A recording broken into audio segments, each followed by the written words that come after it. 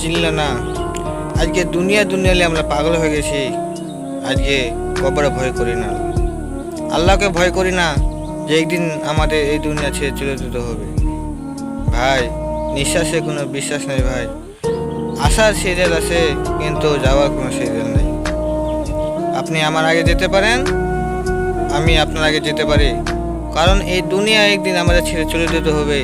এই দুনিয়ালে আমরা পাগল হয়ে গেছি। আজকে কবরে আমল আমরা করি না। আল্লাহ আল্লাহ আল্লাহ তাআলা আমাদেরকে এই দুনিয়াতে পাঠিয়েছেন তার ইবাদত করার জন্য। এগুলো আমরা করি না কেন ভাই? কারণ এই দুনিয়া আমরা ভুলেই গেছি যে এই দুনিয়া একদিন আমার ছেড়ে চলে যেতে হবে। এই দুনিয়া আমাদেরকে একদিন লাথি দিয়ে এই দুনিয়া থেকে বিদায় করে দেবে। কারণ ভাই, মরে গেলে সব পড়ে থাকবে, আত্মীয় স্বজন, পাড়া পড়শি সব কিছু পড়ে থাকবে। যেদিন আপনি মারা যাবেন সেদিনও দোকান, গাড়ি, অটো, রিক্সা সেভাবেই চলবে, কিন্তু আমরা সেদিন চলবো না। সেদিন আমরা চলবো না, আমরা আফসোস করবো যে দুনিয়াতে আমরা কি করলাম। আজকে আমরা দুনিয়াতে ভুলে গেছি যে আমাদের কবরে একদিন নিশ্চয় চলে যেতে হবে।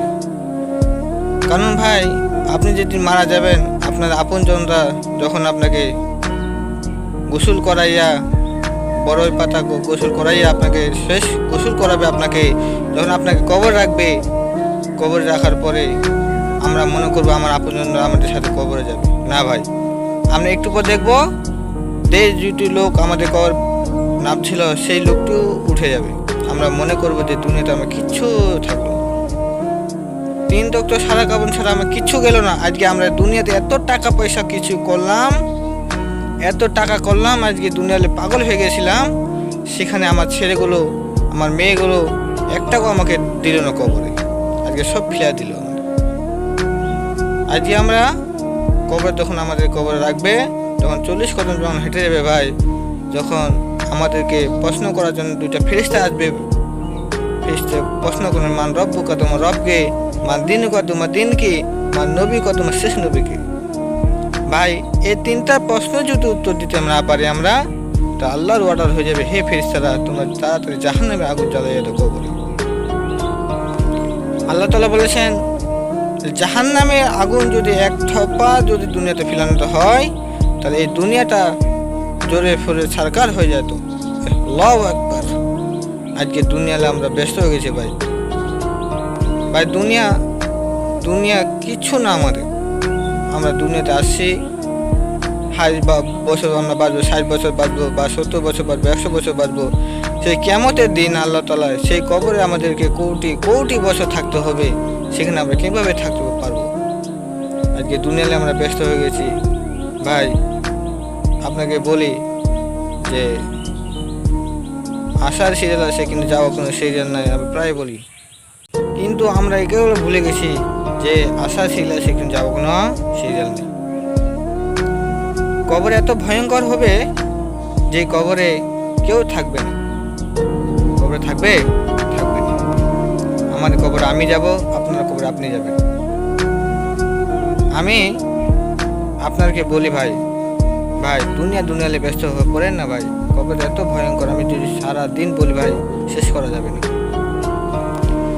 কারণ কবরে যখন জাহান্নামে আগুনটা জ্বালাই দিবে, যখন 99টা সাপ সেই কবরে আসবে, একটা ঠোকর দিবে, 40 কদম মাটিতে ঢুকে যাবে একটা ঠোকরে।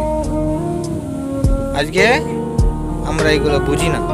আল্লাহ তাআলা বলেছেন যে কবরের আযাব যদি একটা মানুষ যদি দেখতো, তাহলে এই মানুষগুলো দুনিয়ার কোনো কাজ করতো না, শুধু আল্লাহর ইবাদত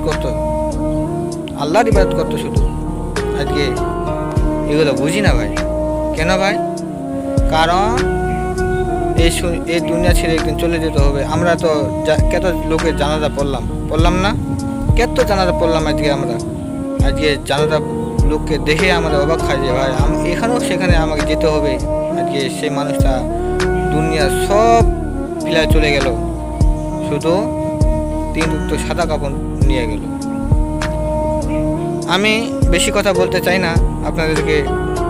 আমি বলি ভাই, 5 ওয়াক্ত নামাজ পড়েন, আল্লাহর ইবাদত করেন। আল্লাহ দুনিয়া তো কাম করতে হবে ভাই, তা আর এর সাথে সাথে আমাদের আল্লাহ তাআলার ইবাদত করতে হবে।